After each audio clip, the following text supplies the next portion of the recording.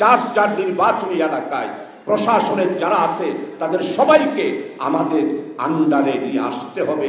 আমাদের কথায় উঠবে, আমাদের কথায় বসবে, আমাদের কথায় গ্রেফতার করবে, আমাদের কথায় মামলা। জামাত নেতার এই বক্তব্যে উত্তপ্ত পুলিশ প্রশাসন থেকে রাজনৈতিক অঙ্গন। তাই বিতর্ক এড়াতে ৬৪ জেলার পুলিশ সুপার ঠিক করা হয় লটারিতে। তবে তাতেও সন্তুষ্ট নন এই বিএনপি নেতা। আমাদের একটা বিশেষ রাজনৈতিক দল এটা দাবি করেছে যে বদলি যেন লটারির মাধ্যমে করা হয়। ৬৪ জেলার এসপিদের পদায়নের প্রজ্ঞাপন জারি করা হয়েছে বুধবার।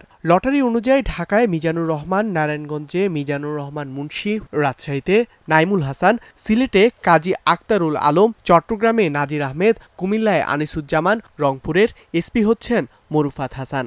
প্রথম হলো আমাদের টোটাল এসপি ছিল মনে 64 এই জেলায়। তো 64-এর থেকে আমরা 15 আর 3 18 জন আমরা উঠে আনছি।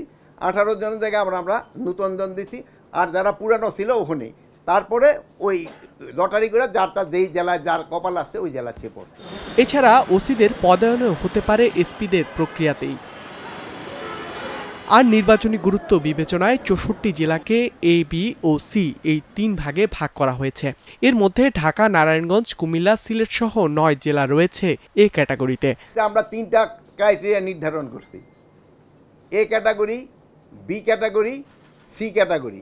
এটা করা হয়েছে জেলার আয়তনের বেসিস না, আমরা ওই আইন শৃঙ্খলা পরিস্থিতির উপর নির্ভর করে।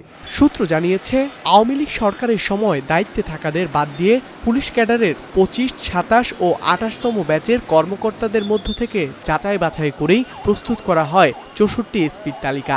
এবার লটারির মাধ্যমে হলো তাদের পদায়ন। ধ্রুব ইকরামুল, স্টার নিউজ, ঢাকা।